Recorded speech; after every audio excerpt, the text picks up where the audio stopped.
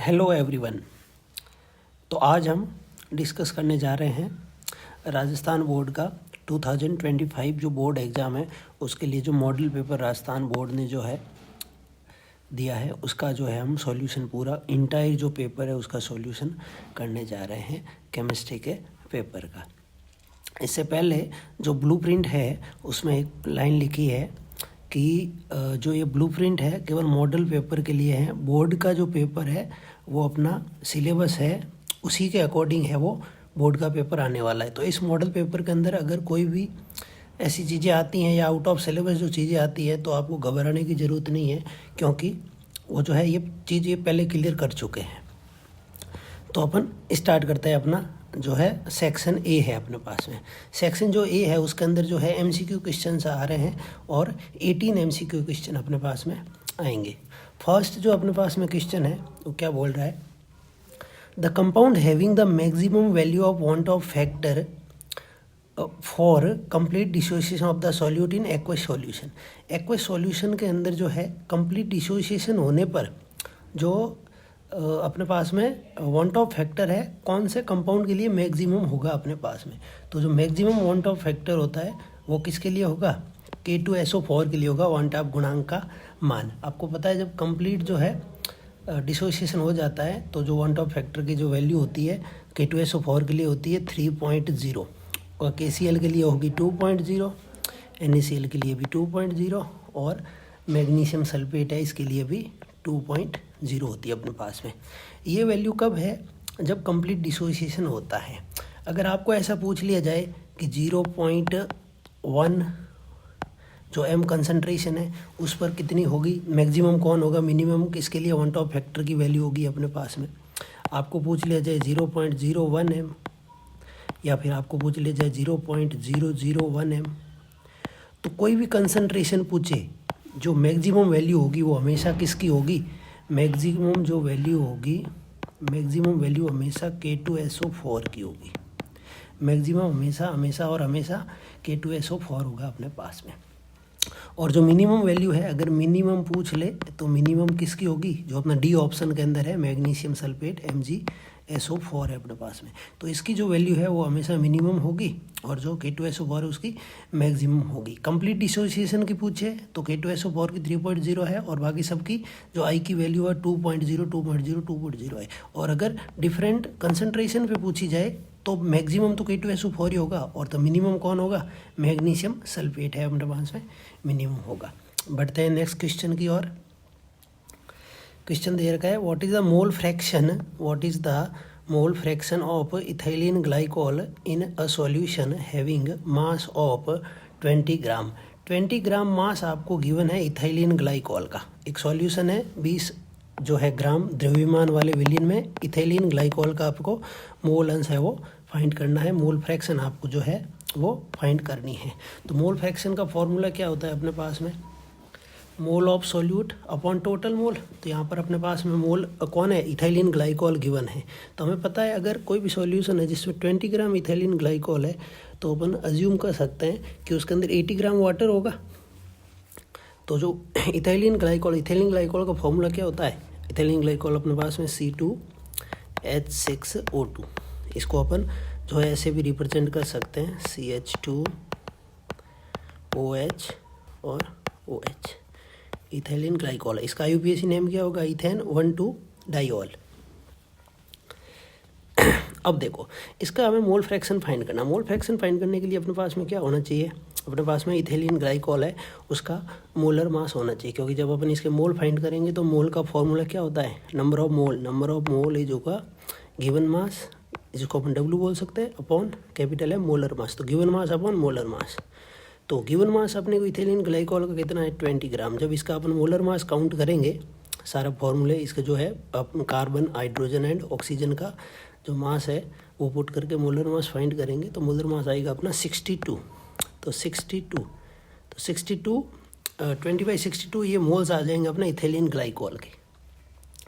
और जब अपन इसको सॉल्व करेंगे तो आंसर आएगा 0.322।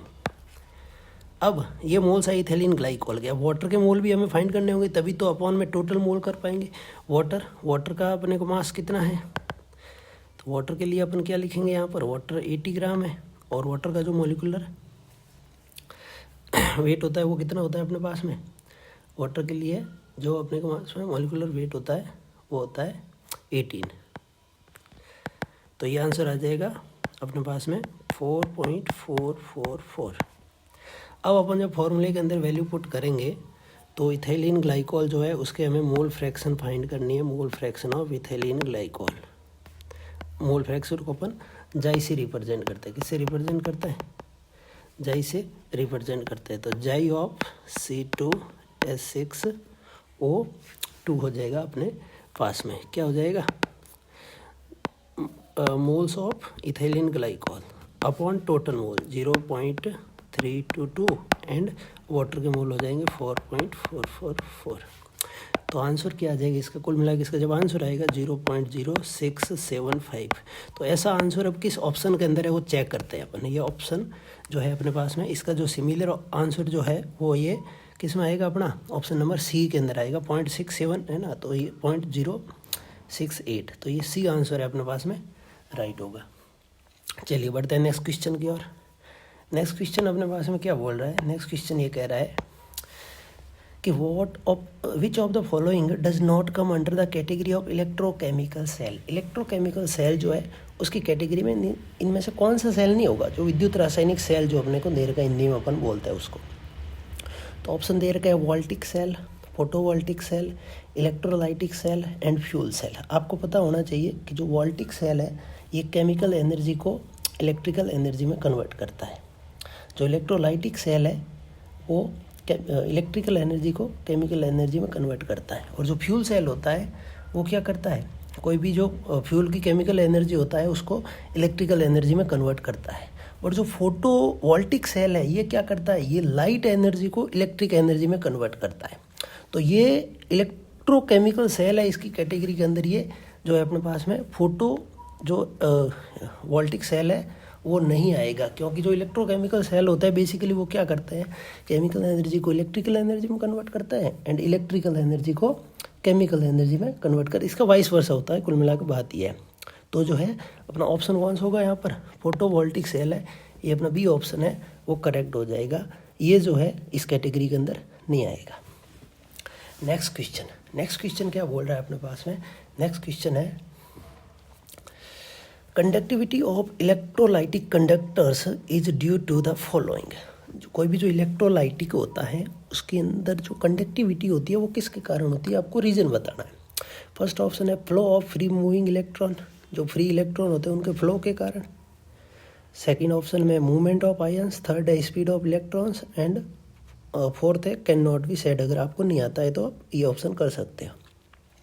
तो आपको पता है कोई भी जो कंडक्टर है उसके अंदर जो कंडक्टिविटी होती है वो आयंस की वजह से होती है। जो आयंस मूवमेंट करते हैं, आयंस का मूवमेंट होगा तो आयंस की वजह से जो उसके अंदर क्या होगी अपने पास में कंडक्टिविटी होती है। तो आंसर क्या हो जाएगा, आंसर हो जाएगा अपने पास में, आंसर हो जाएगा बी आंसर हो जाएगा मूवमेंट ऑफ आयंस। हिंदी में बोले तो आयनों की जो गति होती है उसकी वजह से मूवमेंट अपने पास में होता है। नेक्स्ट क्वेश्चन की ओर बढ़ते हैं अपने पास में, बहुत ही शानदार क्वेश्चन है फिफ्थ वाला। By doubling the initial concentration of reagent, its T half become half. The order of reaction will be. कि कोई रिएक्शन के अंदर रिएजेंट है उसकी इनिशियल कंसंट्रेशन को अपन क्या कर रहे हैं, इनिशियल कंसंट्रेशन जो है उसको डबल कर रहे हैं। इनिशियल कंसंट्रेशन को जो है वो डबल कर रहे हैं, तब जो है उसका जो हाफ लाइफ होती है वो कितनी हो जाती है, हाफ हो जाती है। आपको इस रिएक्शन का ऑर्डर बताना है। तो इस क्वेश्चन को अपन आउट ऑफ सिलेबस कह सकते हैं, क्योंकि इसका जो आंसर होगा वो होगा सेकंड ऑर्डर रिएक्शन। कैसे होगा आइए देखते हैं।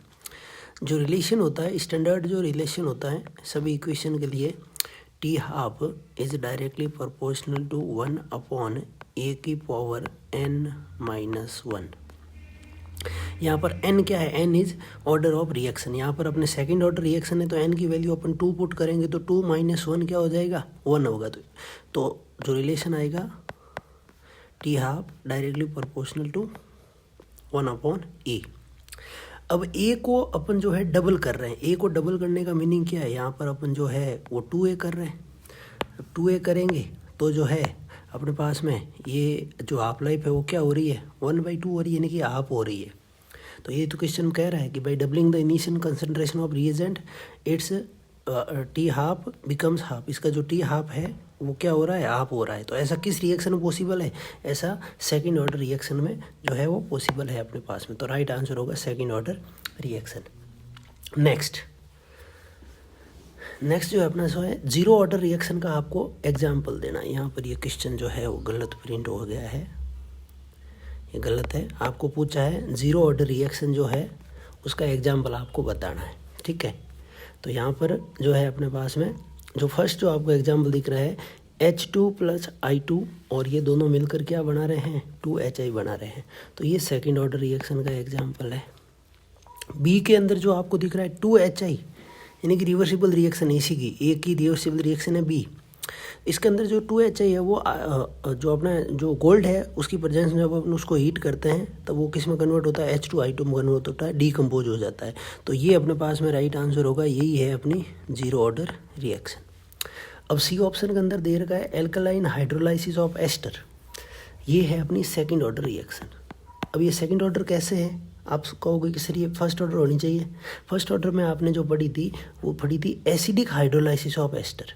अगर एस्टर का हाइड्रोलाइसिस जो है एसिडिक मीडियम में होता है तब उसको सूडो फर्स्ट ऑर्डर रिएक्शन बोला जाता है, बट ये एल्कलाइन मीडियम है तो ये सेकंड ऑर्डर रिएक्शन होगी। डी ऑप्शन है, डी ऑप्शन में जो इथीन है अपने पास में, इथीन की जो रिएक्शन है वो H2 के साथ हो रही है, इथीन का हाइड्रोजनेशन हो रहा है। तो ये अपन सबको पता है कि ये कैसी रिएक्शन है, ये एक फर्स्ट ऑर्डर रिएक्शन अपने पास में होती है। नेक्स्ट क्वेश्चन क्या बोल रहा है अपने को, नेक्स्ट क्वेश्चन कह रहा है कि which of the following can show highest oxidation state, कौन सा जो है वो हाईएस्ट ऑक्सीडेशन स्टेट को शो करता है। तो सबको पता है मैग्नीज जो है वो हाईएस्ट ऑक्सीडेशन स्टेट शो करता है और कितनी करता है, +7 ऑक्सीडेशन स्टेट शो करता है। आपको पता है स्कैंडियम ओनली +3 शो करेगा, zinc only +2 oxidation state show करता है, आयरन जो है ये +2 शो करता है, +3 शो करता है, +4 शो करता है और +6 शो करता है। जबकि मैग्नीज जो है वो ऑल ऑक्सीडेशन स्टेट शो करता है। ऑल कौन सी, +2 +3 +4 +5 +6 एंड +7। मैक्सिमम ऑक्सीडेशन स्टेट जो है वो कैसे फाइंड की जाती है, वो फाइंड की जाती है sum of NS electrons and unpaired electrons of n-1d orbital, n-1d orbital के अनपेड इलेक्ट्रॉन और ns के पेड इलेक्ट्रॉन, इनका सम जो होता है वो जो है मैक्सिमम ऑक्सीडेशन स्टेट को रिप्रेजेंट करता है, मैक्सिमम ऑक्सीडेशन स्टेट को। Next question 8th, the sum of coordination number and oxidation number of metal M in the complex this. अब आपको यहाँ पर क्या करना है कि जो कॉम्प्लेक्स गिवन है अपने पास में, इस कॉम्प्लेक्स में आपको कोऑर्डिनेशन नंबर भी फाइंड करना है और ऑक्सीडेशन नंबर भी फाइंड करना है सेंट्रल मेटल का M का। तो कैसे करेंगे इस क्वेश्चन को, आइए देखते हैं। तो सबसे पहले कोऑर्डिनेशन नंबर फाइंड करना होता है। तो कोऑर्डिनेशन नंबर के लिए क्या होगा, जितने नंबर ऑफ लिगेंड अटैच है वो उसका कोऑर्डिनेशन नंबर होगा, और अगर लिगेंड बाइडेंटेड है तो उसकी डेंटिसिटी को अपन नंबर ऑफ लिगेंड से मल्टीप्लाई करके फाइंड करते हैं। तो यहाँ पर क्या होगा देखते हैं। ये जो EN है ये एक बाइडेंटेड लिगेंड है, तो इसकी डेंटिसिटी हो गई 2 और 2 है तो ये 2, ये तो इसके कोऑर्डिनेशन नंबर होगा 4। और जो ऑक्सीलेटो है, ऑक्सीलेटो जो है ये भी एक बाइडेंटेड लिगेंड है और ये नंबर में 1 है तो इसका हो जाएगा ये 2। तो 2 + 4 कोऑर्डिनेशन नंबर तो कितना हो गया, कोऑर्डिनेशन नंबर तो हो गया अपने पास में 6। अब ये जो क्लोरीन है ये काउंटर आयन है, ये कोऑर्डिनेशन नंबर में हेल्प नहीं करेगा। तो जो कोऑर्डिनेशन नंबर है वो तो अपने पास में कितना आया है, 6 आया है। प्लस अब हमें क्या करना है, इसका ऑक्सीडेशन नंबर फाइंड करना है। ऑक्सीडेशन नंबर यानी कि ऑक्सीडेशन स्टेट फाइंड करनी है अपने को सेंट्रल मेटल की। तो सेंट्रल मेटल की ऑक्सीडेशन स्टेट जो है वो फाइंड करने के लिए अपन क्या करेंगे कि यहाँ पर जो सेंट्रल मेटल है उसकी ऑक्सीडेशन स्टेट को अपन क्या मान लेंगे, X मान लेंगे। प्लस इथाइलिन डाइअमीन का ऑक्सीडेशन नंबर 0 होता है क्योंकि एक न्यूट्रल लिगेंड है। प्लस ऑक्सीलेटो का -2 × 1 और प्लस जो क्लोराइड आयन जो है उसका -1 × क्या हो जाएगा 1 = 0। तो ये हो जाएगा x minus 2 minus 1 is equal to 0। X की वैल्यू कितनी है, माइनस की 3 है अपने पास में, यानी कि ऑक्सीडेशन जो नंबर है सेंट्रल मेटल M का वो है अपने पास में प्लस का 3। तो 6 + 3 क्या हो गया, दोनों का सम हो गया 9। 9 किस ऑप्शन में है, 9 है अपने पास में ए में, तो अपना ए आंसर है वो राइट हो जाएगा। Next question 9th MCQ। 9th MCQ बोल रहा है कि which of the following is the correct name of compound CH3CHCl2। ये ऐसे अपने पास में कंपाउंड है, ये अपन इसको ऐसे लिख सकते हैं CH3CH और यहाँ पर Cl है और इसी कार्बन पर क्या है Cl है। तो अब ये देखने पर तो लग रहा है कि अपने को अगर नंबरिंग करते हैं अपन तो जो है क्या होगा, यहाँ पर 1 और ये 2। तो सीधा सीधा देखने पर तो ऐसा लग रहा है कि सर नेम होना चाहिए अपने इसका 1,1-डाइक्लोरोइथेन। 1,1-डाइक्लोरोइथेन होना चाहिए, बट वो तो ऑप्शन में नहीं है। ऑप्शन में क्या है 1,2-डाइक्लोरोइथेन है, बिल्कुल भी पॉसिबल नहीं है कि अलग अलग कार्बन पे क्लोरीन हो, ये तो एक साथ में ऐड है एक ही कार्बन पे। इथाइलिन डाइक्लोराइड, ये भी इसको नहीं बोल सकते। सी ऑप्शन के अंदर क्या है, सी ऑप्शन के अंदर है अपने पास में इथाइलिडीन क्लोराइड, ये इसका एक कॉमन नेम और होता है। तो जो राइट आंसर होगा वो यही होगा, इथाइलिडीन क्लोराइड। ये बहुत ही ज़्यादा जो आपको याद रखना है, स्पेशली इसका जो एक कॉमन नेम है। विष डाइक्लोराइड इसको अपन नहीं बोल सकते। क्यों नहीं बोल सकते, क्योंकि विष क्या होता है जिसमें अलग अलग कार्बन पे जो है एलाइड जो है आयन है वो अटैच होता है, एलोजन अटैच होते हैं, जबकि इसमें एक ही कार्बन पे है, ये तो जेमिनल है, विशिनल ये नहीं है। तो राइट आंसर अपना होगा जो है C ethylidene chloride. Okay, next MCQ की ओर बढ़ते हैं। जो नेक्स्ट अपने पास में MCQ है वो है कि what is the catalyst in the chloroalkane reaction of primary alcohol with HCl। HCl जो है जब अपन क्लोरोएल्केन रिएक्शन करते हैं प्राइमरी अल्कोहल की, तब HCl के साथ में कौन सा रिएजेंट यूज़ करता है, कौन सा कैटलिस्ट यूज़ करता है, उसकी बात है। तो बच्चे को पता है कि कौन सा कैटलिस्ट यूज़ करते हैं, एनहाइड्रस जिंक क्लोराइड यूज़ करते हैं। और एनहाइड्रस जो है अपने पास में जिंक क्लोराइड और जो HCl अपने को क्वेश्चन में गिवन है HCl, ये कौन सा रिएजेंट है, दिस इज ल्यूकास रिएजेंट। ये ल्यूकास रिएजेंट है अपने पास में। अब देखो यहाँ पर ए ऑप्शन में दे रखा है रेड फॉस्फोरस। रेड फॉस्फोरस कहाँ पे यूज आता है, कौन सी रिएक्शन में यूज आता है, आपको पता होना चाहिए। कौन सी रिएक्शन होती है, हेलवोलार्ड जेलिस की। हेलवोलार्ड जो जेलिस की रिएक्शन होती है अपने पास में, उसके अंदर यूज होता है। कंसनट्रेटेड H2SO4 है, ये तो कॉमन अपने पास में कैटलिस्ट है, ये तो बहुत सारी रिएक्शन में यूज होता है, जैसे नाइट्रेशन है, सल्फोनेशन है, उसमें यूज होता है। पायरिडीन डार्जन रिएक्शन का बस रिएजेंट है अपने पास में। क्या फॉर्मूला है, C5H5N। ये अपने पास में पायरिडीन है, जिसको अपन जो है यूँ ड्रॉ भी कर सकते हैं। ये पायरिडीन है अपने पास में। तो यहाँ पर नंबर ऑफ कार्बन कितने हैं, 1 2 3 4 एंड 5 अपने पास में यहाँ पर नंबर ऑफ कार्बन है। और इसका जो है स्ट्रक्चर यूँ हो जाएगा, ये अपने पास में पायरिडीन। नेक्स्ट क्या होगा अपने पास में, बड़ा इम्पोर्टेंट जो है यहाँ पर क्वेश्चन है, the compound found by the acetylation of salicylic acid. Salicylic acid है, उसका एसिटाइलेशन अपने को करना है। अब सैलिसाइलिक एसिड क्या होता है उसको अपन देख लेते हैं। यहाँ पर सैलिसाइलिक एसिड, इसके अंदर क्या होता है, ये COOH, ये अपने पास में सैलिसाइलिक एसिड है। इसका एसिटाइलेशन करना है, यानी कि एसिटिक एनहाइड्राइड के साथ रिएक्शन करनी है। एसिटिक एनहाइड्राइड क्या होता है अपने पास में, एसिटिक एनहाइड्राइड जो है वो क्या हो जाएगा, ये हो जाएगा। इसको अपन जो है कंबाइनली ऐसे लिख सकते हैं। कैसे लिख देंगे अपन इसको, CH3, ये CO, और ये कितनी बार है, 2 बार है, और ये ऑक्सीजन, ये बीच वाला जो ऑक्सीजन है मैंने उसको ये रिप्रेजेंट ऐसे किया है। अब जो है क्या कह रहा है कि जो सैलिसाइलिक एसिड है, इसका अपन जब ऐसा ही एसिटाइलेशन करते हैं तब कौन सा प्रोडक्ट बनता है, इससे जो प्रोडक्ट बनता है वो प्रोडक्ट बनता है एस्प्रीन। कौन सा प्रोडक्ट बनता है, एस्प्रीन बनता है। इसके अंदर अब होगा क्या कि यहाँ से ये OH, मैं ऐसे बताऊँ आपको कि जो OH है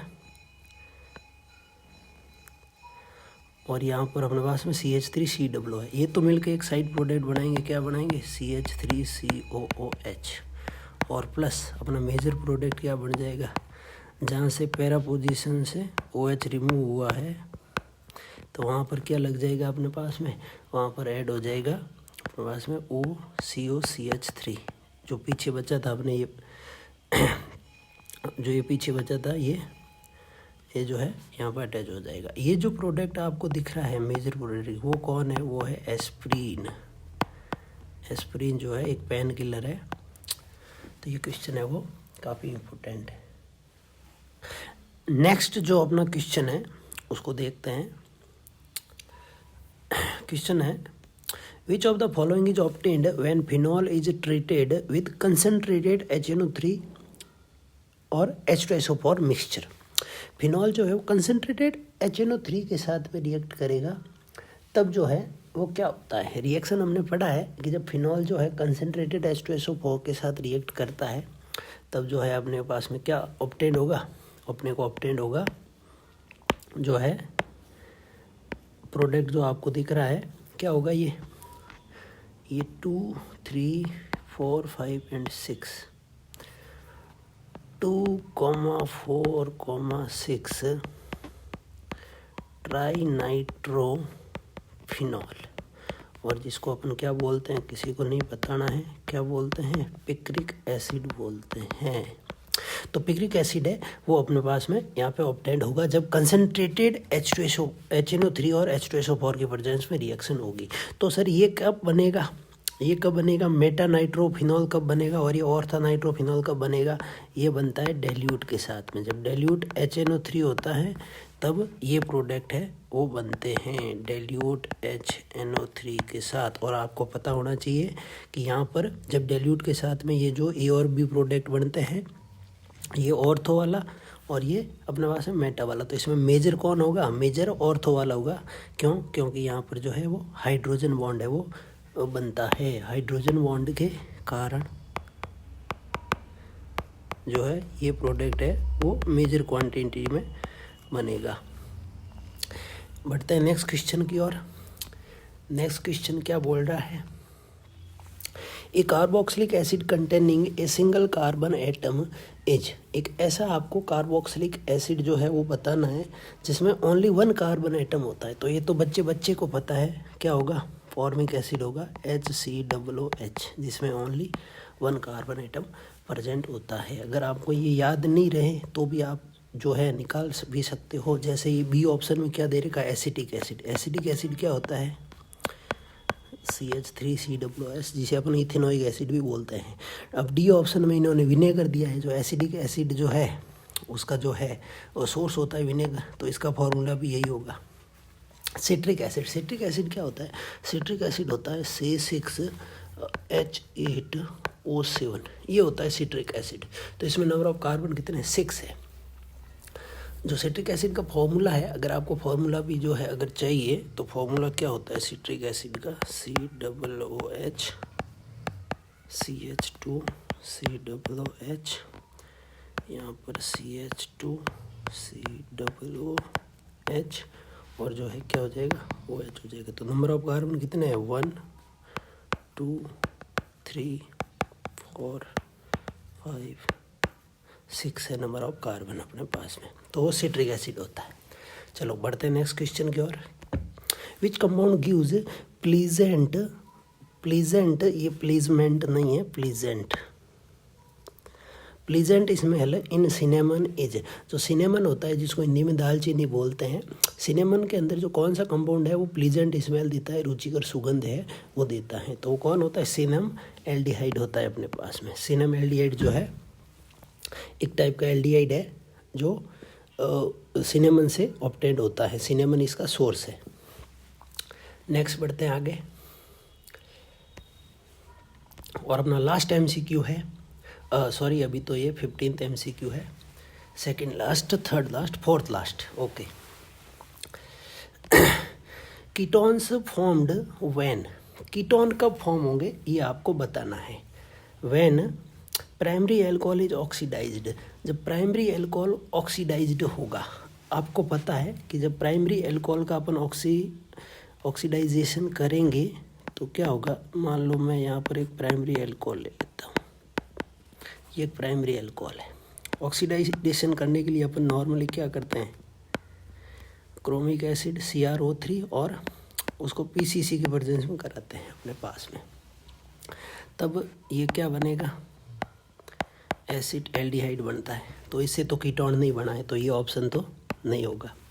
बी ऑप्शन क्या है, सेकेंडरी एल्कोहल इज ऑक्सीडाइज्ड, जब सेकेंडरी एल्कोहल का ऑक्सीडाइजेशन करते हैं, आपको पता है secondary alcohol, primary alcohol aldehyde बनाता है, सेकेंडरी एल्कोहल कीटोन बनाता है। चलो अपन रिएक्शन कर लेते हैं, एक मैं सेकेंडरी एल्कोहल ले लेता हूँ, ये मैंने सेकेंडरी एल्कोहल ले लिया है अपने पास, इसका अपन जो है वो ऑक्सीडाइजेशन करा रहे हैं। क्या बनेगा इस बार जो अपने पास में बनेगा वो बनेगा प्रोपेनॉन, जिसको अपन एसीटोन भी बोलते हैं। तो अपना राइट आंसर कौन सा हो गया, राइट आंसर तो अपने पास में देखो कीटोन बन गया, ये एसीटोन कीटोन था, तो राइट आंसर तो ये हो गया। बट जो सी ऑप्शन है वो क्या कह रहा है उसको भी देख लिया जाए, उसकी रिएक्शन भी चेक कर ली जाए। Tertiary alcohol undergoes dehydrogenation, dehydrogenation का मतलब क्या, उसमें से जब वाटर जो है वो रिलीज हो जाए टर्सरी एल्कोहल में से। तो टर्सरी एल्कोहल का फॉर्मूला लिख लेते हैं अपन, पेन चेंज कर लेते हैं।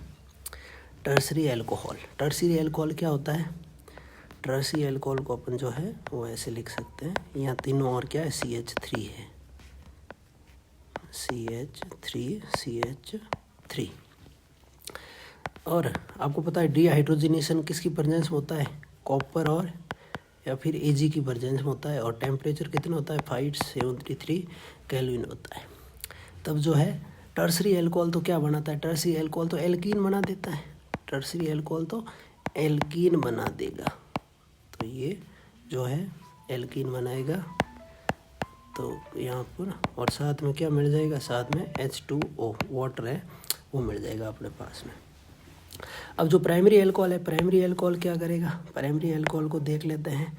प्राइमरी एल्कोहल एक नॉर्मल बेसिक सा प्राइमरी एल्कोहल ले लेते हैं, CH2 ये OH, ये जब रिएक्शन करेगा कॉपर Ag 573 केल्विन, तब क्या बनता है, एल्डिहाइड बनता है RCHO, और प्लस क्या हो जाएगा, हाइड्रोजन गैस रिलीज होती है, डिहाइड्रोजनेशन हाइड्रोजन गैस है वो रिलीज हो जाती है अपने पास में, हाइड्रोजन गैस।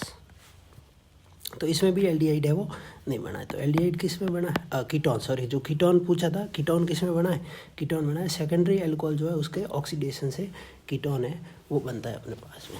नेक्स्ट जो क्वेश्चन है अपने पास में, नेक्स्ट क्वेश्चन जो है क्या बोल रहा है, नेक्स्ट क्वेश्चन कह रहा है कि आपको करेक्ट ऑर्डर बताना है, the correct order of the basic strength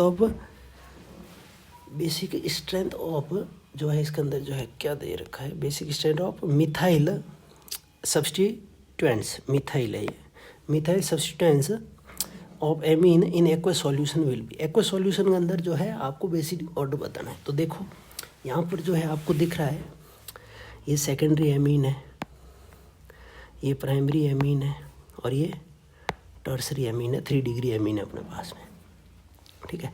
तो यहाँ पर बाकी वालों को भी आप आइडेंटिफाई कर सकते हो। अब जो आपको ध्यान में रखनी है वो रखनी एक्वस सॉल्यूशन। एक्वस सॉल्यूशन के अंदर क्या होगा, देखो इसकी जो सॉल्युबिलिटी है उसको जो 3 फैक्टर है वो इफेक्ट करते हैं, प्लस आई इफेक्ट, एक करता है सॉल्वेशन एनर्जी, और एक करता है स्टेरिक हिंड्रेंस अपने पास में। Steric hindrance. प्लस का इफेक्ट क्या बोलता है? बोलता है 3 degree is more basic than 2 degree and 1 degree. Solvation क्या बोलता है? 1 degree more basic than 2 degree and 3 degree. और स्टेरिक हिंड्रेंस कहता है कि ऐसी बात नहीं है। स्टेरिक हिंड्रेंस क्या बोलेगा कि अगर स्मॉल ग्रुप है, मान लो अगर मिथाइल ग्रुप है तब जो ऑर्डर क्या होगा? तब जो ऑर्डर होगा अपने पास में वो होगा 2 डिग्री तो मोर बेसिक होगा सबसे, 1 डिग्री और बाद में कौन आएगा? 3 डिग्री आएगी। क्योंकि जब स्मॉल ग्रुप होता है तो स्टेरिक हिंड्रेंस कम होता है और सॉल्वेशन है वो डोमिनेट करता है। तो सॉल्वेशन जब ज़्यादा होगा तो 1 degree more basic than 3 degree. और ग्रुप जो है अगर लार्ज हो, C2H5 हो मान लो, तब जो ऑर्डर होगा वो क्या हो जाएगा?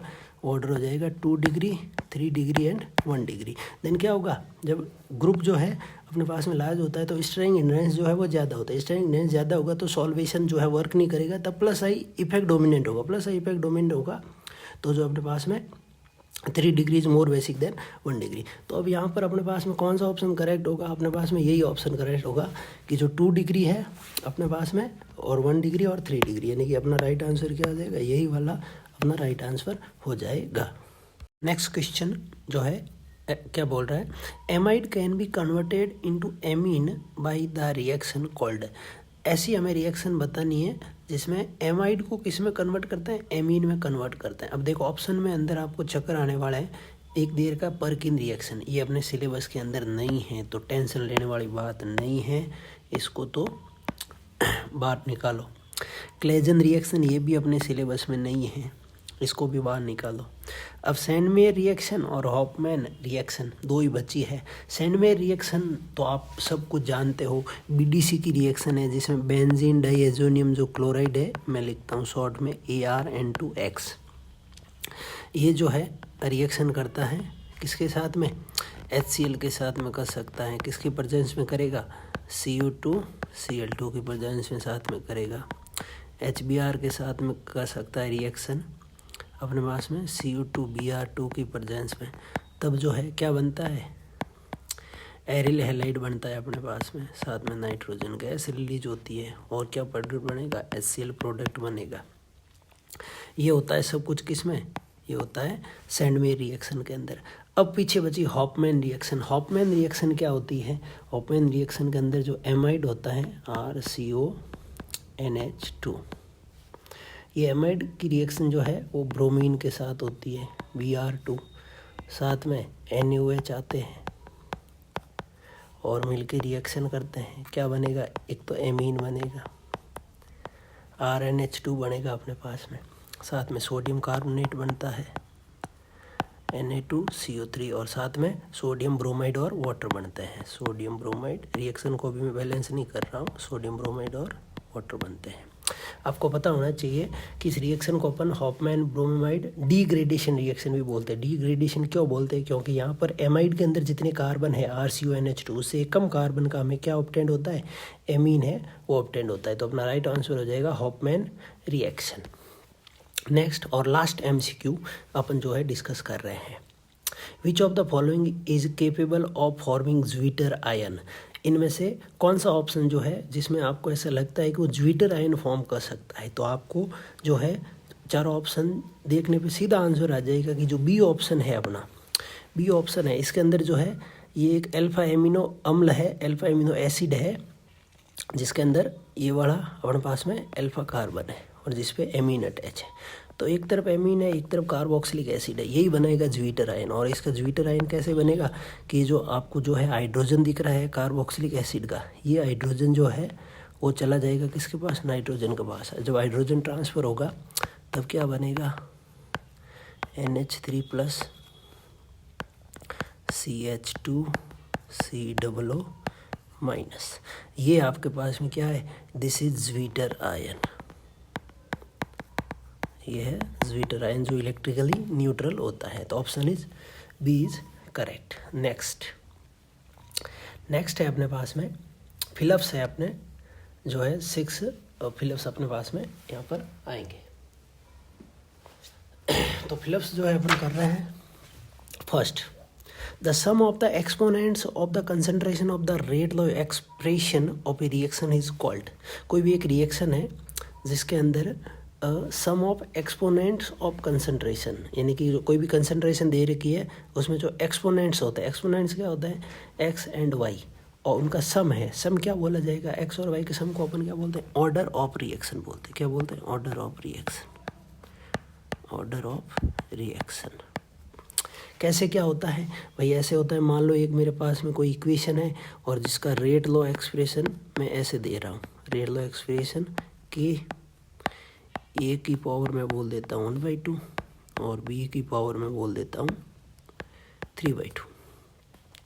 तब यहाँ पर n मतलब ऑर्डर ऑफ रिएक्शन क्या होगा, x प्लस वाई, और x और y क्या एक्सपोनेंट है, x 1/2 है और y है 3/2। तो ये क्या हो जाएगा अपने पास में, टोटल 4/2 यानी कि 2। तो ऑर्डर ऑफ रिएक्शन क्या आएगा, 2 आएगा अपने पास में। आगे बढ़ो, the unit of second fill up, the unit of the rate constant of second order reaction. Second order reaction के रेट कांस्टेंट की यूनिट क्या होती है, mole inverse litre second inverse. कैसे याद आया, कैसे निकाला भाई, बेसिक फार्मूला है उससे निकाला। क्या फार्मूला है, फार्मूला क्या होता है, मोल लीटर इनवर्स की पावर क्या होती है 1 - n एंड टाइम इनवर्स। अब जो n यहाँ पर आपको दिख रहा है, जो n दिख रहा है, n जो दिख रहा है, अगर 0 ऑर्डर के लिए पूछा है तो n की वैल्यू 0 पुट कर दो, फर्स्ट ऑर्डर के लिए पूछा है तो n की वैल्यू फर्स्ट पुट करो, और सेकंड ऑर्डर के लिए कहा तो n की वैल्यू सेकंड पुट करो, आपका आंसर आ जाएगा। नेक्स्ट क्वेश्चन है, example of inverse reaction of cane sugar. Cane sugar जो है वो एक कैसी रिएक्शन किस रिएक्शन का एग्जाम्पल है, तो ये मेन जो है सूडो फर्स्ट ऑर्डर रिएक्शन का एग्जाम्पल है अपने पास में, सूडो फर्स्ट ऑर्डर रिएक्शन। क्या होती है, सुक्रोज जो है, सुक्रोज का अपन यहाँ पर क्या करते हैं, उसका जो है इन्वर्जन है वो करते हैं। तो ये सूडो फर्स्ट ऑर्डर रिएक्शन अपने पास में है। नेक्स्ट क्वेश्चन है, enthalpy of atomisation of transition metal is. जो ट्रांजिशन मेटल होती है उनकी एंथैल्पी ऑफ एटमाइजेशन क्या होती है, उनकी एंथैल्पी ऑफ एटमाइजेशन हाई होती है। हाई होने का रीज़न क्या होता है, कोई भी जो ट्रांजिशन एलिमेंट होते हैं उनमें इंटर एटॉमिक मेटेलिक बॉन्ड होते हैं। क्या होता है, इंटर एटॉमिक मेटेलिक बॉन्ड होते हैं।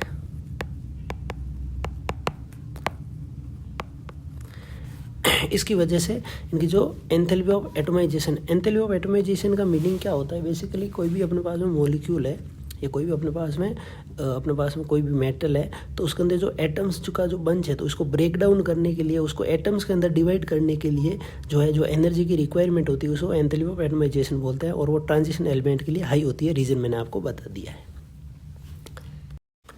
नेक्स्ट 5th क्वेश्चन है, ज्योमेट्री ऑफ NiCN4-2। ये जो कंपाउंड है आपको कोऑर्डिनेशन कंपाउंड दे रखा है, इसकी आपको क्या बतानी है, ज्योमेट्री है वो बतानी है। तो अब कोऑर्डिनेशन नंबर जो है अपने को 4 दे रखा है, तो ज्योमेट्री या तो होगी टेट्राहेड्रल या फिर होगी स्क्वायर प्लेनर। क्या होगी वो अपने को फाइंड करना है। चलो करते हैं। First of all we have to find the oxidation state of central atom. Central atom जो निकल है उसकी ऑक्सीडेशन स्टेट फाइंड करनी है।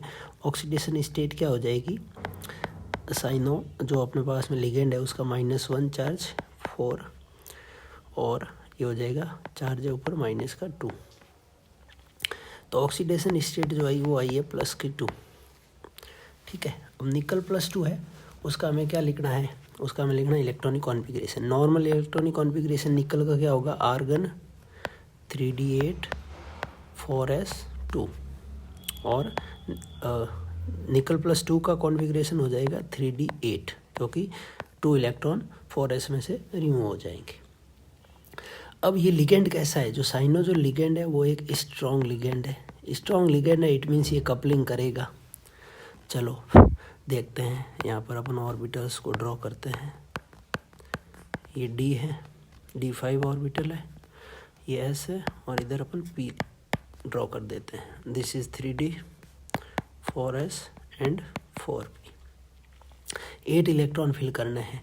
8 इलेक्ट्रॉन जब फिल करेंगे तो क्या होगा, 1 अकॉर्डिंग टू हुंट रूल, 2 3 4 5 6 7 एंड 8 ये कर दिए। अब जो है हमें पता है लिगेंड जो है स्ट्रॉन्ग है, स्ट्रॉन्ग लिगेंड है तो कपलिंग होगी, जब कपलिंग होगी तो यहाँ से जो 1 इलेक्ट्रॉन है वो कहाँ चला जाएगा अपने पास में, 1 इलेक्ट्रॉन जो है, ये जो 1 इलेक्ट्रॉन है, अरे पूरा ही गया, ओके डोंट वरी, अपन वापस से इसको ड्रॉ कर लेते हैं। जब कपलिंग होगी तो अपने पास में ये रहेगा कि 1 2 3 4 5 6 7 और 8, ये ऑर्बिटल वैकेंट रहेगा एक 3D का, ये S वैकेंट है और इधर कौन वैकेंट है, P वैकेंट है। हमें तो 4 ही चाहिए, साइनो कितने 4 है, तो Cn minus Cn minus Cn minus और Cn माइनस, ये इन्होंने अपने लॉन पे डोनेट कर दिए हैं। तब ये कौन सा है, ये D है, ये कौन सा है S, और ये कौन से हैं, ये P है, तो 2 है, तो हाइब्रिडेशन आया DsP2। और जब DsP2 हाइब्रिडाइजेशन होता है तब अपने पास में कौन सी ज्योमेट्री होती है, स्क्वायर प्लेनर, स्क्वायर प्लेनर। तो आंसर हो जाएगा स्क्वायर प्लेनर, जिसको हिंदी में क्या बोलते हैं, वर्ग समतलीय। नेक्स्ट क्वेश्चन अपने पास में क्या बोल रहा है कि रिएक्शन को आपको कंप्लीट करना है, CH3CH2Br और NaI, ये रिएक्शन अपने को कंप्लीट करनी है। ओके, अब ये एलोजन एक्सचेंज वाली रिएक्शन है जिसमें ब्रोमाइड जो है वो सोडियम के साथ चला जाएगा और जो आयोडाइड है वो अपने कार्बन चेन के साथ चला जाएगा। तो रिएक्शन क्या हो जाएगी, तो रिएक्शन हो जाएगी CH3CH2Br और प्लस CH3CH2I, सॉरी CH3CH2I और प्लस NaBr। और ये रिएक्शन किसकी प्रेजेंस में होती है, ये रिएक्शन जो है वो एसीटोन की प्रेजेंस में होती है, आपको पता होना चाहिए। अब इतना पता कर लिया तो ये रिएक्शन है कौन सी, अरे दिस इज फिंकेल्स्टाइन रिएक्शन। कौन सी रिएक्शन है, फिंकेल्स्टाइन रिएक्शन है ये।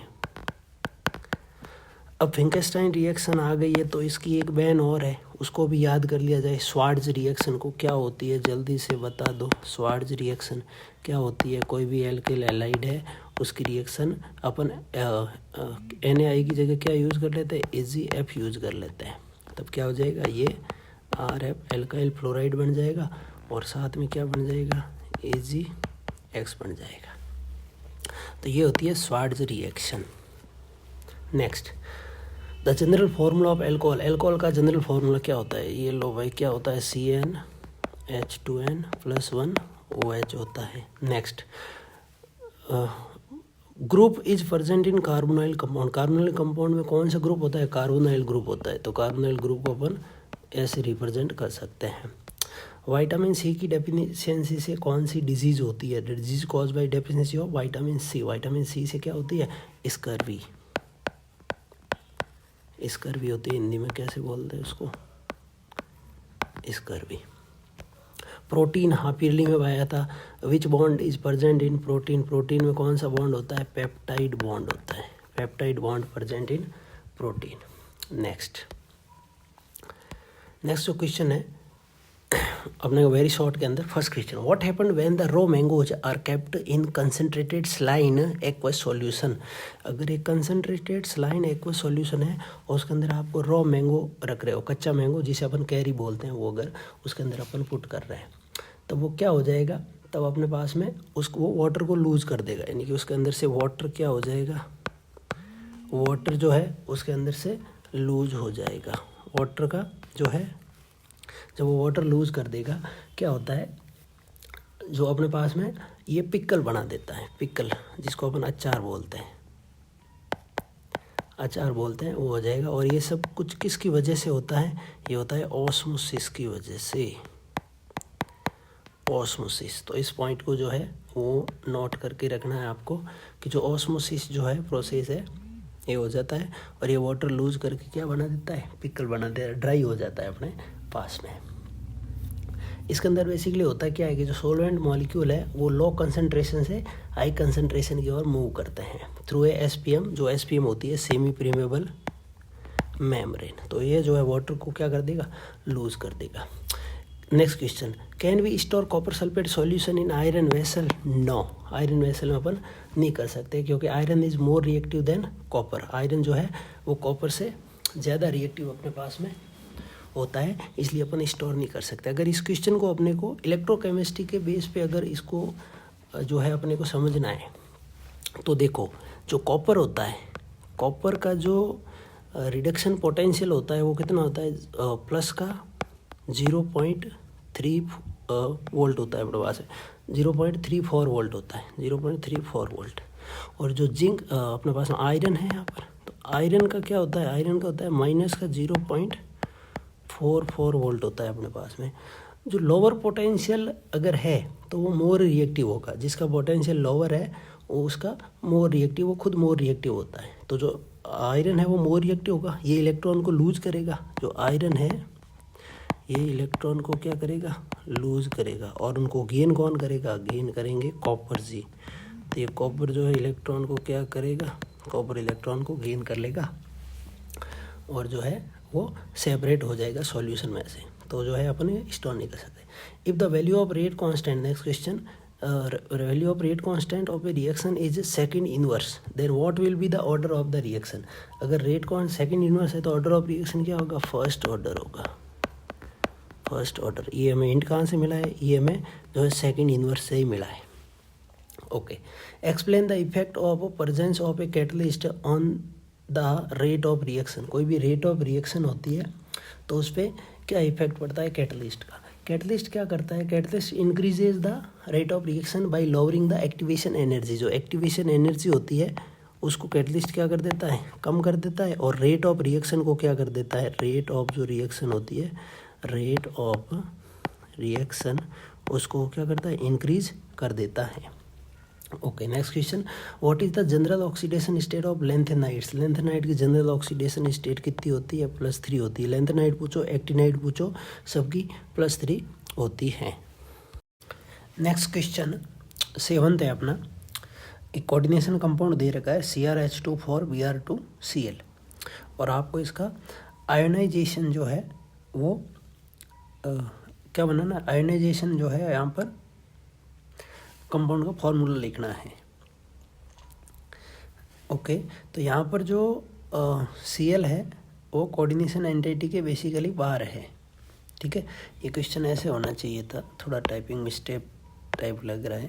ये जो कैपिटल ब्रैकेट है वो यहाँ पे होना चाहिए, ये ऐसे।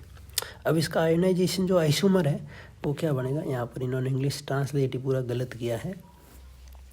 तो अब आयोनाइजेशन आइसोमेरिज्म में क्या होता है कि जो लिगेंड है वो काउंटर आयन की तरह बिहेव करता है और काउंटर आयन लिगेंड की तरह बिहेव करता है। तो एक जो काउंटर आयन है उसको अंदर भेज दो और एक लिगेंड को बाहर निकाल दो, बस हो जाएगा आपका आयोनाइजेशन आइसोमर। तो क्या हो जाएगा, H2O को तो अपन जो है वहीं रखते हैं Br, और एक Cl कोऑर्डिनेशन एंटिटी के अंदर ले आते हैं और एक Br को बाहर भेज देते हैं। ये अपना हो जाएगा आयोनाइजेशन आइसोमर। नेक्स्ट जो अपने पास में क्वेश्चन है, why acetic acid is weaker acid than formic acid. Acetic acid जो है वो फॉर्मिक एसिड से वीक क्यों होता है। अब एसिटिक एसिड क्या होता है और फॉर्मिक एसिड क्या होता है, this is formic acid and this is acidic acid. अब हमें पता है कि जो एसिडिक एसिड है उसके अंदर ये जो CH3 है ये +I ग्रुप है अपने पास में, +I इफेक्ट शो करता है। और आपको पता है कि जो +I इफेक्ट है वो इन्वर्सली प्रोपोर्शनल होता है किसके, एसिडिक स्ट्रेंथ के। एसिडिक जो स्ट्रेंथ होती है उसके इन्वर्सली प्रोपोर्शनल होता है। अब +I इफेक्ट जो है इलेक्ट्रॉन रिपेलिंग ग्रुप होता है, इलेक्ट्रॉन को रिपेल करेगा। तो जो है एसिडिक, अगर +I इफेक्ट ज़्यादा होगा तो एसिडिक स्ट्रेंथ क्या होगी, कम होगी। तो जो इस दोनों में मोर एसिडिक कौन है, formic acid is more acidic, acidic acid is less acidic. Next question है, arrange the following compound in increasing alkaline strength. Alkaline का मीनिंग क्या होता है, एल्कलाइन का मीनिंग होता है बेसिक। बेसिक स्ट्रेंथ के इंक्रीजिंग ऑर्डर में अपन को इसको अरेंज करना है। तो यहाँ पर देखो फर्स्ट जो अपने कौन है, नॉर्मल अपने पास में एमीन है, प्राइमरी एमीन कह सकते हैं, अमोनिया। और नेक्स्ट कौन है, एनिलीन है, जिसे अपन एरोमेटिक एमीन भी कह सकते हैं। तो सबसे ज़्यादा बेसिक तो कौन होगी, C2H5NH2 होगा। क्यों होगा, क्योंकि इसका +I इफेक्ट सबसे ज़्यादा है।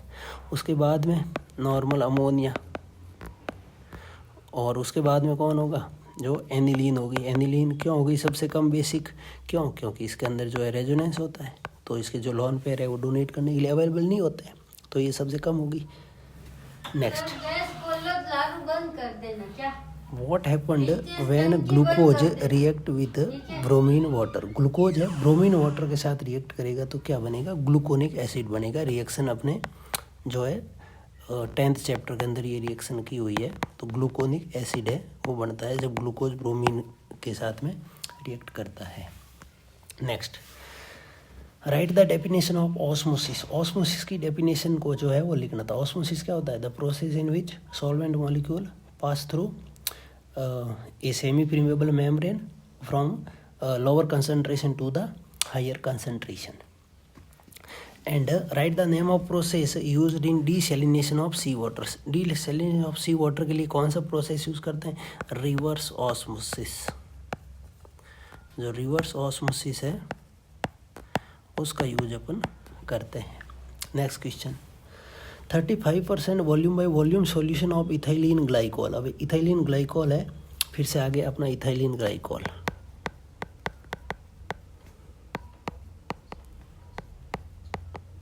इसका 35% जो है अपने पास में सॉल्यूशन है। Is used to cool the engine of vehicles. जो व्हीकल के जो इंजन होते हैं उसको ठंडा करने में ये काम में आता है। Find the volume of water in millilitres. आपको वाटर का वॉल्यूम फाइंड करना है मिलीलीटर में। तब अब ये बात तो समझ में आ गई है कि जो इथाइलिन ग्लाइकोल है उसको किस में ऐड किया हुआ है? वाटर में ऐड किया हुआ है। यानी इथाइलिन ग्लाइकोल सॉल्यूट है और वाटर क्या है? सॉल्वेंट है। फिर हमने सॉल्यूशन प्रिपेयर किया है। उस सॉल्यूशन में इथाइलिन ग्लाइकोल का जो वॉल्यूम है वो कितना है? 35% है। अब देखो, अगर मैं सपोज करूँ 100% अपने पास में सॉल्यूशन है, तो उसमें 35% तो कौन होगा? इथाइलिन ग्लाइकोल होगा। कौन होगा? इथाइलिन ग्लाइकोल होगा। और 65% क्या होगा? वाटर होगा, H2O होगा अपने पास में। अगर मैं सॉल्यूशन को 100 ml का एज्यूम कर लूँ तो उसमें 35 ml तो इथाइलिन ग्लाइकोल होगा और 65 ml क्या होगा? वाटर होगा। अब जो स्टैंडर्ड सॉल्यूशन होता है वो होता है 1 लीटर का। 1 लीटर का मतलब 1000 ml। अब 1000 ml में से जो है 350 ml कौन होगा? इथाइलिन ग्लाइकोल और 650 ml क्या होगा? वाटर होगा। तो अपना आंसर यही तो है। तो मिलीलीटर के अंदर पूछा था वाटर, अपने पास में वाटर का वॉल्यूम, तो वो कितना आ जाएगा? 650 ml आ जाएगा। Next question, so that in a first order reaction the time taken for 99.9% of the reaction to be completed is 10 time of T half. यहाँ पर जो है अपने पास में टी हाफ है, 10 time of T half. T half का 10 time होता है कोई भी रिएक्शन जब 99% कंप्लीट होती है तब। तो ये क्वेश्चन जो है अपने नोट्स के अंदर जो है बहुत अच्छी तरीके से किया हुआ है, और इसकी जगह मैंने 75% वाला क्वेश्चन भी कराया हुआ है, तो इसको आप आराम से देख सकते हो। बुक का क्वेश्चन है अपने पास में। Why are the elements zinc, cadmium and mercury are not considered a transition element? Zinc, cadmium, mercury को ट्रांजिशन एलिमेंट अपन क्यों नहीं शो करते हैं? क्यों नहीं शो करते हैं? क्योंकि इनके पास में कम्प्लीटली डी ऑर्बिटल होते हैं, कम्प्लीटली फील्ड डी ऑर्बिटल होते हैं, D10 कॉन्फिगरेशन होता है इन तीनों का ही। तो अब जो इसको नो करेंगे तो ये ट्रांजिशन एलिमेंट नहीं है। ट्रांजिशन एलिमेंट होने के लिए कंपलसरी जो है कंडीशन क्या है कि जो डी ऑर्बिटल है वो इनकम्प्लीट होना चाहिए। नेक्स्ट क्वेश्चन है अपने पास में, actinoid contraction is more frequent between elements than lanthanide contraction. जो एक्टिनोइड कॉन्ट्रैक्शन है वो ज़्यादा होता है लेंथेनाइड कॉन्ट्रैक्शन से। ये जो है अपने को बतानी है क्यों होता है। अब देखो, अपने पास में जो एक्टिनाइड कॉन्ट्रैक्शन होता है वो 5F सीरीज़ के अंदर, यानी कि अपन 5F सब सेल के अंदर लगता है, और जो लेंथेनाइड कॉन्ट्रैक्शन है वो 4F सब सेल के अंदर होता है, 4F सीरीज़ के अंदर होता है। साइज़ की अगर बात करें तो 5F की जो साइज़ है वो 4F से ज़्यादा होती है। जब साइज़ ज़्यादा होगी तो शिल्डिंग इफेक्ट क्या होगा? शिल्डिंग इफेक्ट अपने पास में कम होता है, और इधर जो शिल्डिंग इफेक्ट है वो क्या होगा? ज़्यादा होगा। तो शिल्डिंग इफेक्ट जब ज़्यादा होगा तो उसका इफेक्ट कम होगा अपने पास में, और जब शिल्डिंग इफेक्ट अपने पास में कम होगा 4F सब सेल के अंदर, लेंथेनाइड एक्टिनोइड के अंदर शिल्डिंग इफेक्ट कम होगा, तो जो है अपने पास में साइज जो है वो क्या हो जाएगा, जो न्यूक्लियर का जो अट्रैक्शन है वो ज़्यादा होगा अपने पास में। तो लेंथेनाइड कॉन्ट्रैक्शन के कंपैरिजन में एक्टिनाइड जो कॉन्ट्रैक्शन है वो कम होता है अपने पास में। नेक्स्ट है अपने को IUPAC नेम लिखना है। तो IUPAC नेम क्या हो जाएगा, tetra aqua copper, tetra aqua copper, और ये इसका ऑक्सीडेशन नंबर आ जाएगा, रोमन में अपन लिखेंगे सेकंड, और ऊपर आयन है तो लिख देंगे ion. Next एक्सामीन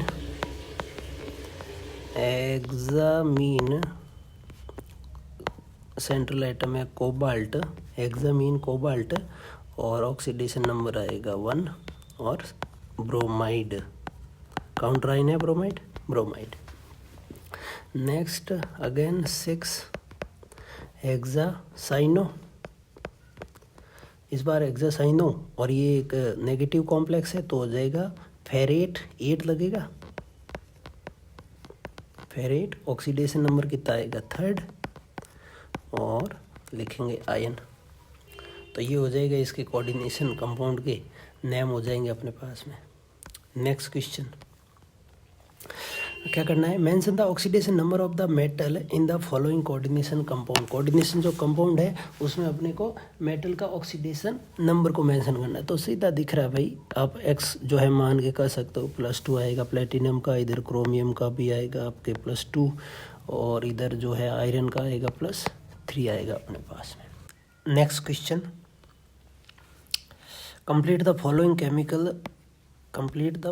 chemical reaction and mention their product. Following reaction को अपने को कंप्लीट करना है और उसका जो है अपने को प्रोडक्ट बताना है।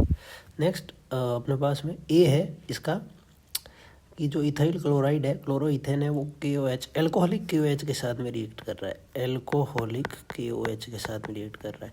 तो यहाँ पे एलिमिनेशन रिएक्शन होगी अपने पास में, जो यहाँ से हाइड्रोजन और इधर से क्लोरीन जाएगा, तो अपने पास में प्रोडक्ट क्या बन जाएगा, CH2 डबल बॉन्ड CH2, और साथ में जो है ये बन गया HCl। इसको अपन एलिमिनेशन रिएक्शन भी कह सकते हैं, बीटा एलिमिनेशन भी कह सकते हैं, क्योंकि बीटा कार्बन से जो है हाइड्रोजन है वो रिमूव हो रहा है। नेक्स्ट जो रिएक्शन है BrCH डबल बॉन्ड HBr। देखो HBr का एडिशन हो रहा है एल्कीन पे, और जो है कैटलिस्ट दे रख अपने को परऑक्साइड। जो परऑक्साइड है, परऑक्साइड की प्रेजेंस में हमें पता है कि मार्कोनिकॉफ का रूल जो है वो उल्टा हो जाता है, एंटी मार्कोनिकॉफ रूल यहाँ पे लगेगा। तो मार्कोनिकॉफ रूल क्या बोलता है, ब्रोमाइड आयन जो है एल्कीन में कार्बन पे अटैच होगा जिधर हाइड्रोजन क्या होता है, कम होता है। लेकिन परऑक्साइड के प्रेजेंस में एंटी मार्कोनिकॉफ रूल करेगा, तो ब्रोमाइड आयन उधर जाएगा जिधर हाइड्रोजन ज़्यादा है। तो ब्रोमाइड आयन जो है वो किधर जाएगा, इधर इस कार्बन पे जाएगा। तो प्रोडक्ट क्या बनेगा RCH, और ये हाइड्रोजन जाएगा जो है अपने पास में यहाँ पर, तो CH2 Br। ये अपने पास में मेजर प्रोडक्ट बनेगा। कौन सा रूल है, मार्कोनिकॉफ रूल नहीं है, ये एंटी मार्कोनिकॉफ रूल है, anti Markovnikov rule. Next question है, explain the reaction mechanism of ethene from dehydration of ethanol. जो इथेनॉल है उसका आपको डिहाइड्रेशन करना है। इथेनॉल अपने पास में क्या होगा, इथेनॉल है CH3OH। मैं CH3OH को एक बार के लिए जो है ऐसे भी लिख सकता हूँ, इधर H लिख दिया और इधर OH लिख दिया।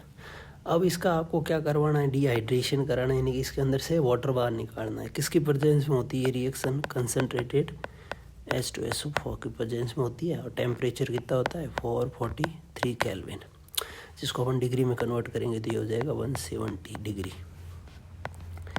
क्या बनेगा, यहाँ से H और यहाँ से OH बनी एल्कीन, यानी कि एथीन बनी है। यही तो क्वेश्चन में कह रहा है, ये तो कॉमन रिएक्शन है।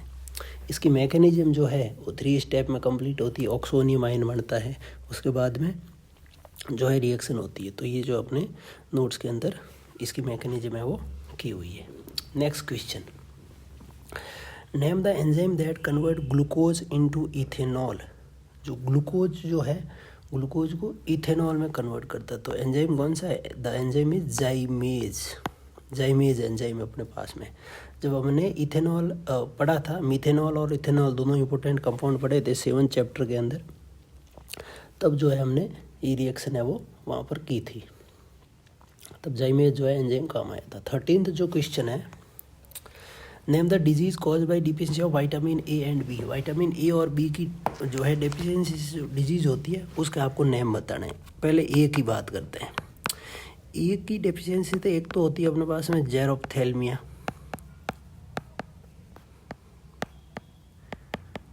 एक हो जाता है नाइट ब्लाइंडनेस,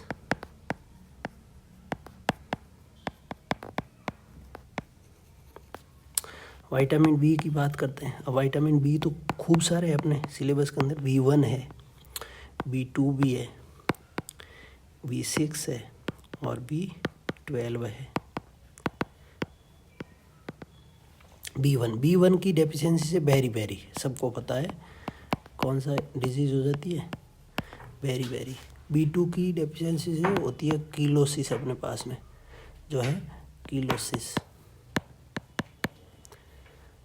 B6 से कन्वल्सन हो जाता है, मरोड़ आते हैं मरोड़। और B12 से एनीमिया होता है अपने पास में। तो ये डेफिशिएंसी लिखनी है आपको। Write the difference between, next question है, write the difference between DNA and RNA based on sugar. Sugar के बेस पे आपको जो है वो डिफरेंस बताना है DNA और RNA अंदर, DNA और RNA। तो शुगर, DNA में कौन सी शुगर प्रेजेंट होती है? डीऑक्सी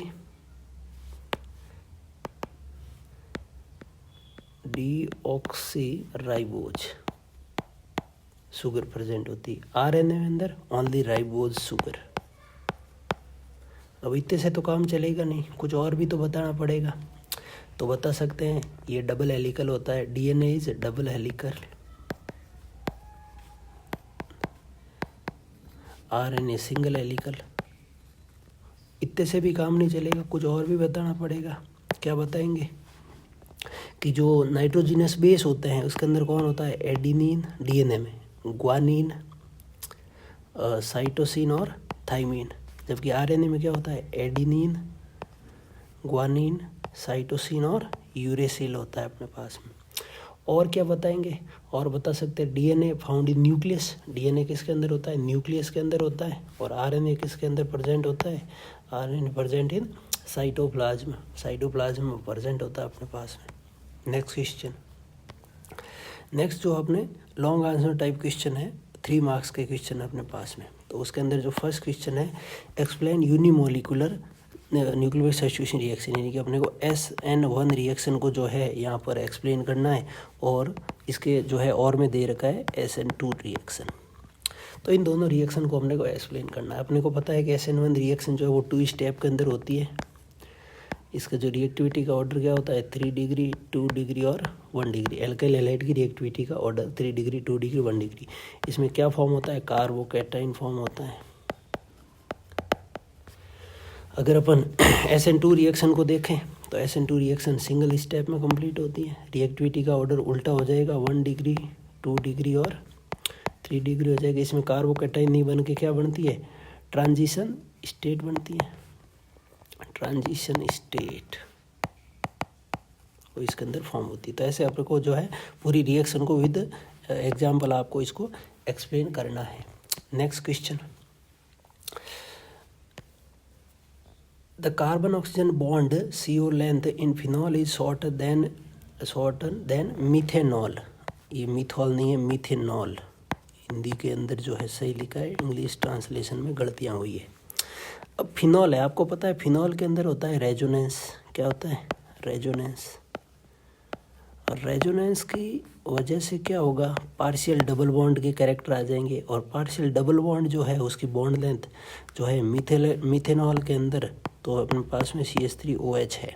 जबकि फिनॉल के अंदर जब डबल बॉन्ड के कैरेक्टर आ जाएंगे, फिनॉल के अंदर जब अपन इसकी रेजोनेटिंग स्ट्रक्चर देखेंगे तब, तो इसके अंदर क्या हो जाएगा, तो ये जो है बॉन्ड लेंथ है वो स्मॉल होती है अपने पास में, carbon oxygen bond length, carbon oxygen इधर कार्बन ऑक्सीजन, तो इसके अंदर तो है वो हाई होती है, और फिनॉल के अंदर क्या होती है, लो होती है अपने पास में।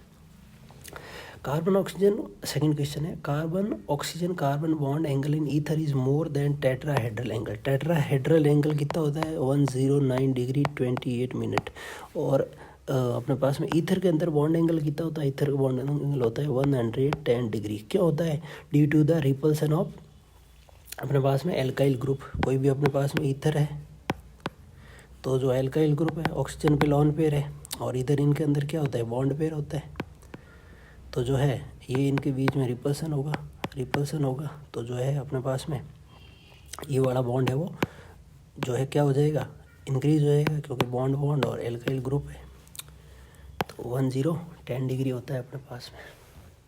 थर्ड क्वेश्चन है, in isomeric alcohols the boiling point decreases as the branching increase. अगर ब्रांचिंग इंक्रीज होगी तो बॉइलिंग पॉइंट है वो डिक्रीज होता है। आइसोमेरिक एल्कोहल का मतलब है कि एल्कोहल तो सेम है, बट जो अपन ने उसके आइसोमर फॉर्म किए हैं, इनकी जो है ब्रांचेज जो है इंक्रीज करके आइसोमर अपन ने फॉर्म किए हैं।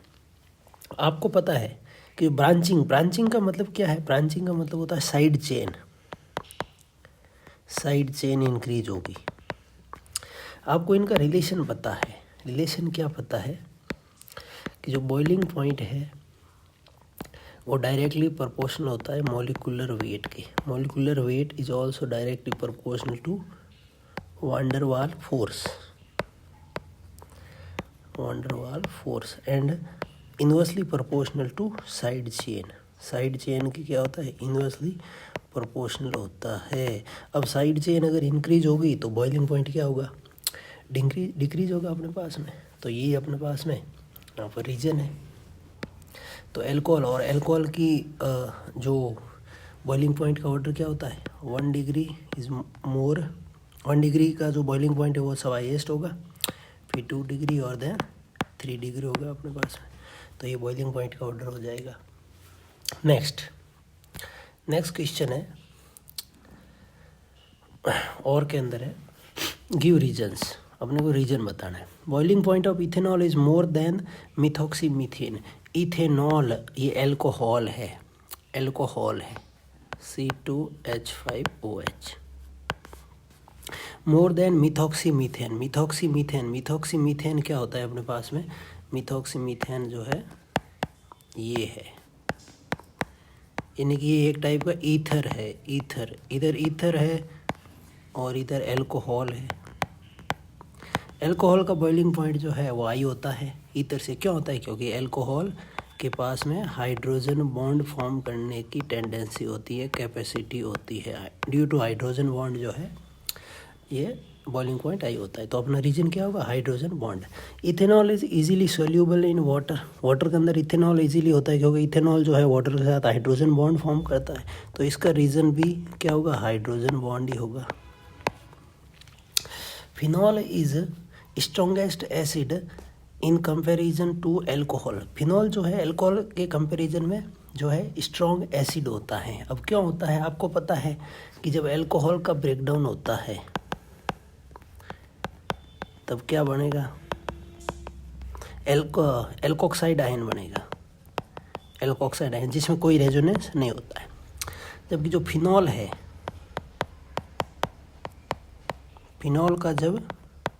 फिनॉल जब आयंस के अंदर डिवाइड होगा तो बनेगा फिनॉक्साइड आयन और हाइड्रोजन आयन। फिनॉक्साइड आयन जो है इसके अंदर क्या होता है, रेजोनेंस की वजह से स्टेबिलिटी इंक्रीज होगी, तो एसिडिक स्ट्रेंथ भी क्या होगी, इंक्रीज होगी। एसिडिक स्ट्रेंथ जो है वो भी इंक्रीज होगी ड्यू टू रेजोनेंस। तो जो फिनॉल है वो स्ट्रॉन्ग एसिड होगा अपने पास में। नेक्स्ट रिएक्शन क्या है कि आपको रिएक्शन को कंप्लीट करना है। 16 के अंदर जो ए है, कंप्लीट द फॉलोइंग रिएक्शन। तो यहाँ पर आपको नाइट्रोबेंजीन दिख रही है। नाइट्रोबेंजीन जो है उसकी 10 HCl और 6 हाइड्रोजन, यानी कि यहाँ पर ये रिडक्शन हो रहा है नाइट्रो कंपाउंड का, और नाइट्रो कंपाउंड का जब रिडक्शन होता है तो एनिलीन बनता है। तो यहाँ पर जो कंपाउंड ए हो जाएगा वो तो क्या हो जाएगा, एनिलीन हो जाएगा, यानी कि एरोमेटिक एमीन हो जाएगा अपने पास में। फिर उसकी रिएक्शन NaNO2 और HCl यानी कि नाइट्रिक एसिड के साथ करा रहे हैं, तब आपको पता है BDC बनता है,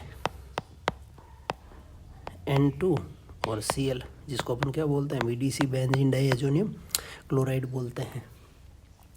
draw the resonance structure of aniline, तो ये आप खुद करें, कोई प्रॉब्लम वाली बात नहीं है।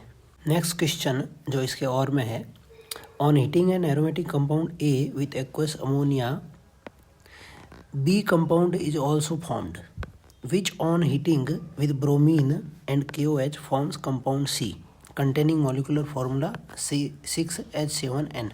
Write the IUPAC name and draw structure of A, B and C. एक ऐसा कोई कंपाउंड है जो अपने पास में एक्वस अमोनिया के साथ में रिएक्ट कर रहा है और कंपाउंड B बना रहा है। वो जो B कंपाउंड है उसको जब अपन हीट करते हैं तब ब्रोमीन और KOH के साथ में हीट करता है तब कंपाउंड C बनाता है, और C का फॉर्मूला अपने को गिवन है। C का फॉर्मूला अपने गिवन में जिसमें 6 कार्बन है और जो है अपने पास में H7N है अपने पास में।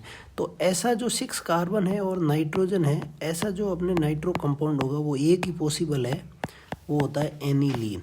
You can count the number of carbon and hydrogen and nitrogen also. जो फॉर्मूला निकल के यही आएगा अपने पास में। ओके, तो फाइनल कंपाउंड C है वो तो एनिलीन है अपने पास में, जिसे अपन बेंजीनेमीन भी कह सकते हैं। ये किसके साथ रिएक्ट कर रहा है भाई ये कब बना, जब Br2 और KOH की रिएक्शन हुई। KOH की जगह NaOH भी ले सकते हैं अपन। और ये किससे बनता है, बेंजेमाइड से बनता है, हमें पता है। हॉफमैन ब्रोमेमाइड रिएक्शन याद करो, जिसमें एमाइड से एमीन बनता है। तो ये अपने पास में बेंजेमाइड से क्या बन रही है, बेंजीनेमीन बन रही है। और बेंजेमाइड क्या होता है, ये CONH2 होता है। ये अपने पास में है बेंजेमाइड, ये है एनिलीन जिसे अपन बेंजीनेमीन भी कह सकते हैं।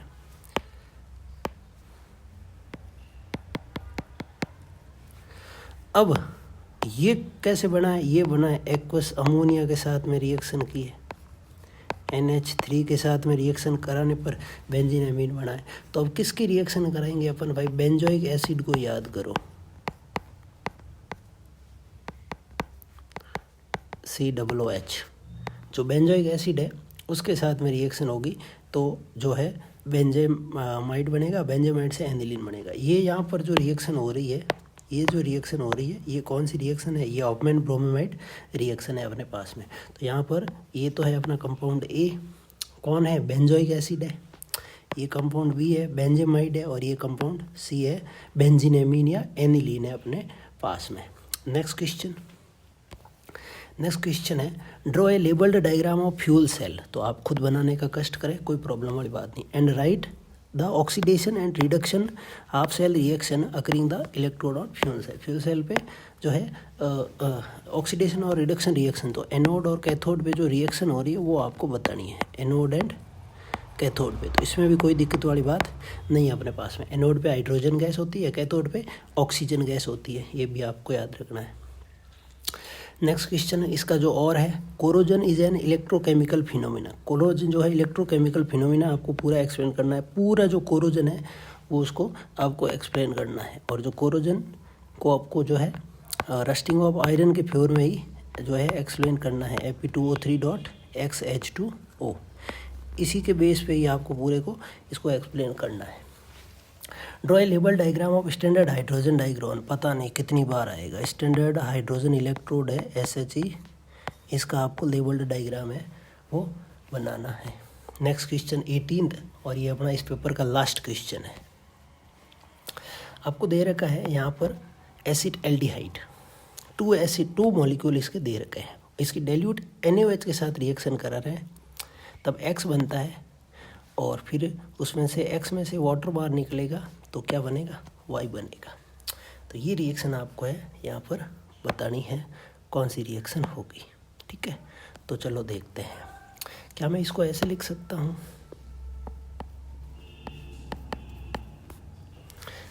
इसको अपन ऐसे लिख देते हैं, और दूसरा मॉलिक्यूल जो है एसिटाल्डिहाइड का उसको भी मैं ऐसे लिख लेता हूँ।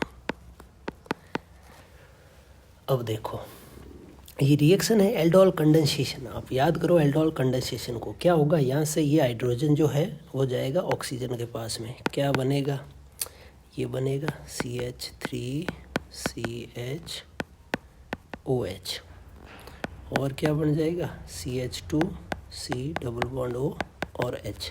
इसका नाम क्या हो जाएगा, ये नंबरिंग करेंगे तो यहाँ पे ये 1 2 3 3 पे है हाइड्रोक्सी, तो 3 हाइड्रोक्सी ब्यूटेनेल हो जाएगा, ब्यूटेनेल। और इसमें से जब वाटर रिलीज होगा तब अपने पास में क्या बन जाएगा, यहाँ से H और OH, then product will be CH3CH double bond CH C double bond H, but two enal, but two en 1 al होगा तो उसको अपन ब्यूट टू इनेल बोल देंगे। तो ये एल्डोल कंडेंसेशन रिएक्शन है अपने पास में। सेकंड जो रिएक्शन है वोल्फ-किश्नर रिएक्शन है। तो वोल्फ-किश्नर रिएक्शन जो है नेम रिएक्शन है, आप इजीली उसको कर सकते हो। नेक्स्ट जो है अपने पास में CH3MgBr। तो RMgBr ये ग्रिग्नार्ड रिएजेंट है। ग्रिग्नार्ड रिएजेंट की रिएक्शन CO2 के साथ करिए। CO2 को आप ऐसे जो है ओपन करके भी लिख सकते हो। इसकी रिएक्शन करेंगे तो अपने पास में मैग्नीशियम ब्रोमाइड बनेगा एसीटेट, और बाद में जब वाटर रिलीज होगा तो एसिटिक एसिड बनेगा H3O, यानी कि वाटर के साथ रिएक्शन कर रहे हैं in the presence of acidic medium. तो यहाँ पे तो अपने पास में बन जाएगा CH3COOMgBr, और साथ में जब इसका हाइड्रोलाइसिस होगा तब क्या बन जाएगा, एसिटिक एसिड बन जाएगा अपने पास में। तो ये मेन प्रोडक्ट होगा। और नेक्स्ट जो है right A note on क्लीमेंसन reaction. तो क्लीमेंसन रिएक्शन जो है जिसमें अपन जिंक अमलगम कैटलिस्ट यूज़ करते हैं, जिंक अमलगम, तो वो होगी। तो इस तरह अपन ने पूरा जो है